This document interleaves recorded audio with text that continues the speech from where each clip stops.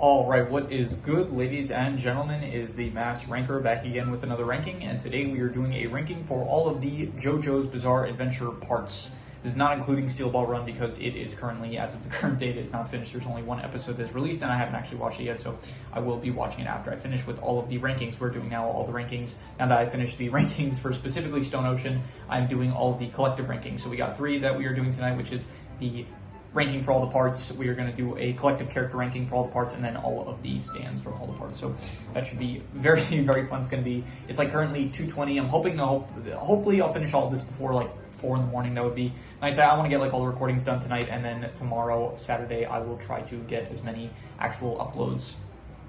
Like I'll try to actually upload, schedule the videos. Like hopefully I'll be able to do all that tomorrow.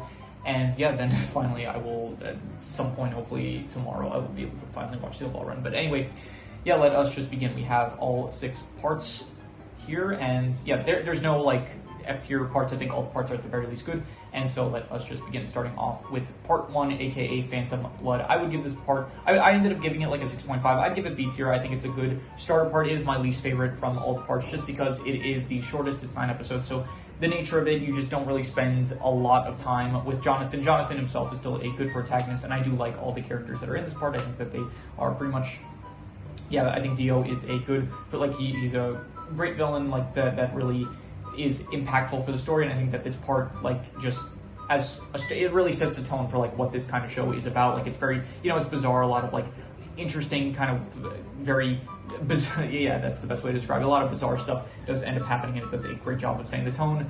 The characters are good once again, and overall it's good. It's just, it's only 9 episodes, so this is like kind of the introduction, and we don't get into the really kind of more interesting stuff until the later parts, I would say. So for now, I would just say that the first part, it's a good starter. I would still just give it B tier though. Next up is Battle Tendency, aka part 2. I would say this was A tier. Yeah, this was probably, I would say, I think my second favorite part. I think Joseph is the best protagonist out of any of the JoJo protagonists. He's just very charming and likable. I think Caesar as well is a great deuteragonist, and yeah, the Speedwagon also returns in this one, which is good. I think that the Pillarmen, they are probably the most different like kind of villains that we have in the JoJo series, because they are the only ones that do not have stands. Dio also in part 1 did not have stands, but he did end up getting a stand in part 3. So the Pillarmen, they don't have stands, but I still think that they work pretty well as villains. For one, there's 3 of them, and they are all like very extremely physically powerful, and yeah, just it makes them a good threat. And I do like that this part definitely has the most amount of just absolute Joseph just pulling stuff out of his ass just to end up coming out on top, which does make it one of the funniest parts, I will say. I think the side characters are good. Smokey, Susie, Lisa, I think that they're all good. Caesar, once again, is great. Stroheim is one of the best characters in the series. And yeah, overall, I would just say it is a very enjoyable part. It's not too long. It's like only 17 episodes, so I think it also has like an advantage of like, it doesn't feel like it's maybe dragging out too long, like maybe some of the other parts might have like some, I don't know, some filler here and there. So overall, I think that this part, it is A tier, I would say.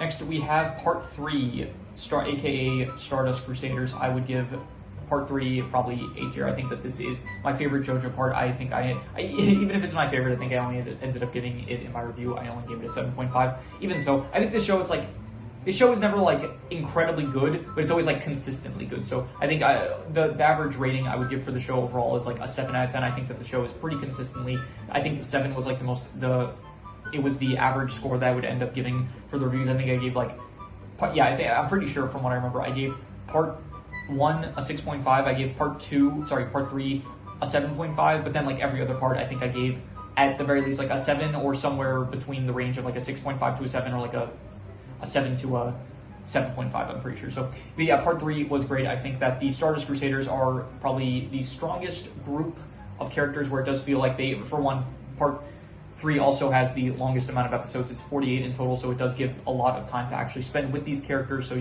we do get attached to Jotaro, Polnareff, Kakyoin, Abdul, Joseph. It is also great that this is the only part that actually, not the only part, like in part 4 you also have like Jotaro returns to work with Josuke, but this part especially, like it's kind of cool that we have Joseph back and like a different point in his life where we get to see him like when he's older and stuff, so that is cool. I think that the actual plot is like one of the best, where for one you have like a lot of these really great settings of like traveling the world. I think that it is good, and the actual plot of the personal stakes I think are great, of Holly being affected by like the curse of Dio, basically. So they have to go to Egypt in order to defeat Dio, in order to save Holly. I think that's good, and I do like the 50-day kind of time limit that they have. I think that just overall the setup for the part is really good. The characters themselves have a lot of great like moments between each other. I think that it's the introduction of the stand system itself, which I think was good. So it does feel very fresh, where in later parts, like similar parts such as part 5, where it does have like kind of a similar plot, it doesn't feel as good, I would say, just because this is like the first part to do it, where it does feel very fresh with like the stands, the assassins going after them. It's like it's the first time we're seeing like stand assassins really. So when they do it in part 5, it does feel a bit repetitive, whereas here it feels like something new. So overall, I would say that this part was, yeah, it's my favorite definitely in the franchise. So definitely I'm going to give it A tier, top of A tier, I would say. And yeah. Part 4, this was the most improved part in my opinion. I think the first time I saw part 4, it was my second least favorite part. I thought that part 1 was my least favorite, but then I used to think that part 4 was my second least favorite. But honestly, on a rewatch, I actually really liked it more than I remembered it being, I would say. So I would definitely say that I still like part 2 better, but I would say that it's like right behind part 2. I think it's honestly probably my third favorite at this point. So yeah, I think that it was... Yeah, it was good. It was really good, honestly. I think that the filler stuff at the first time I kind of watched it, like the slice of life stuff, I liked it more on rewatch this time around. I do like the aspect of actually every character that they would end up defeating. Not every character, but a lot of the characters that Josuke or Koichi or Okuya, like anyone that was part of the main gang, anyone that they end up defeating kind of then becomes an ally, sort of, where it's like Yukiko, Rohan, other character, Kobayashi, like all these characters that end up getting defeated by Josuke or another character that is friends with Josuke, they'll like show up later as like an ally. They're not like, they don't stay as enemies, which I do like. I do like the trope of enemies turned allies, and I think that this part does it very well.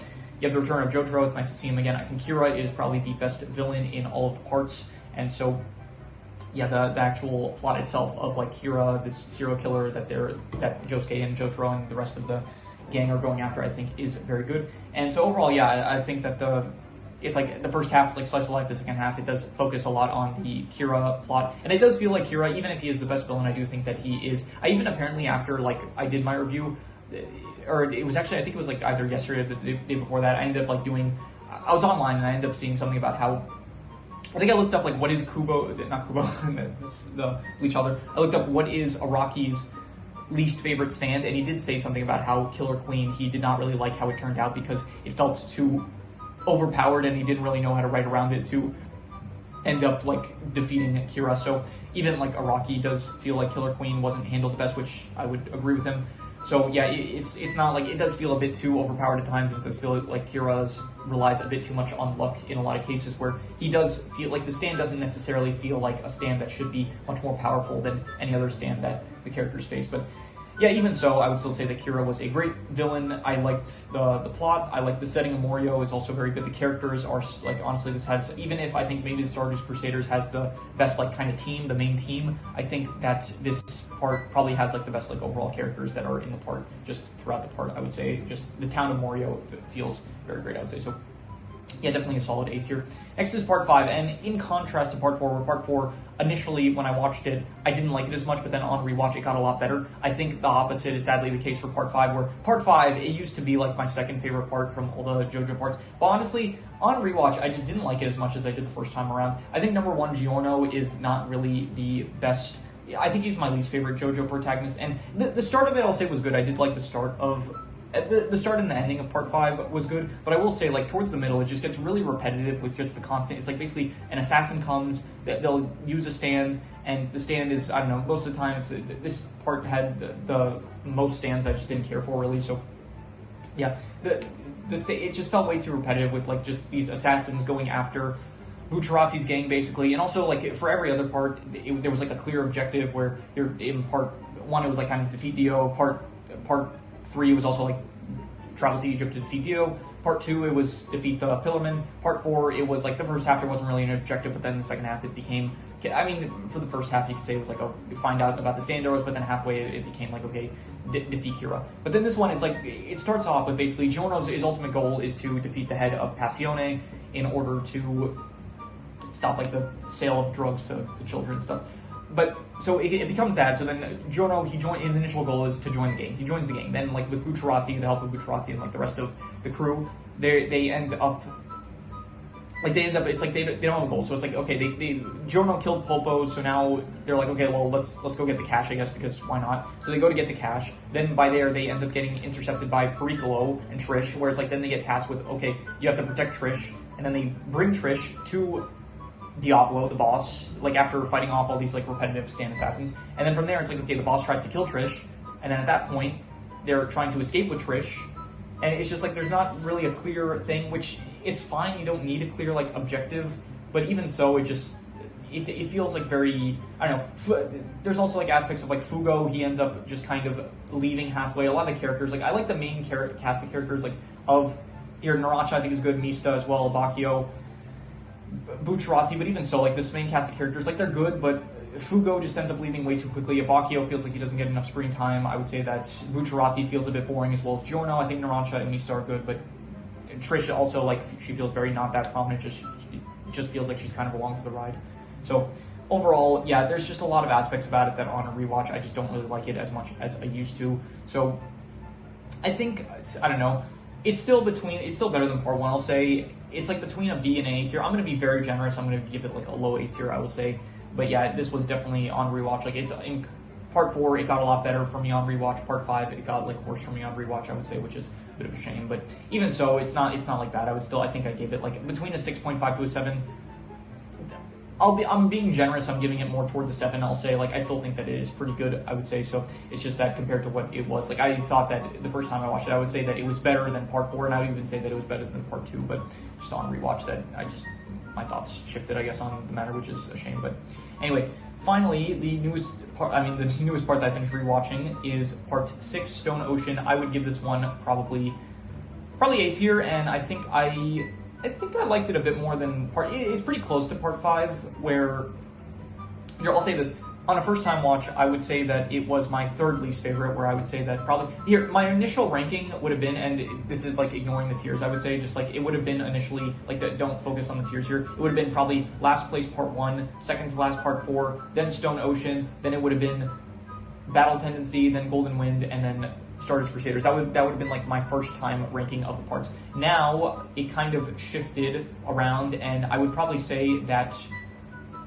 I think Stone Ocean, it feels about here what I've been saying constantly throughout all these reviews. I've been saying that part 1 here, the parts that I don't like as much on the first time watch for me, which was part 1 and part 4, I think that they're a bit better than I remember them being. The two parts that I liked a lot the first time, which was part 3 and part 5, they're a bit worse, where it's like I think that part 3, like towards the end with the whole final battle with Dio, it's not as good as I remember it being. And then part 5, like just all the issues I stated with it, that I have a bit more on rewatch now. So those two parts went down for me, and it feels like here, these two, the middle ones, Battle Tendency and Stone Ocean, it feels like those are like the middle ones where it feels like it didn't, my opinion of them didn't really change. Where Battle Tendency, it's about as good, as well as Stone Ocean is also about like as good as I remember. I will say Stone Ocean, the second part is probably a bit more boring compared to here,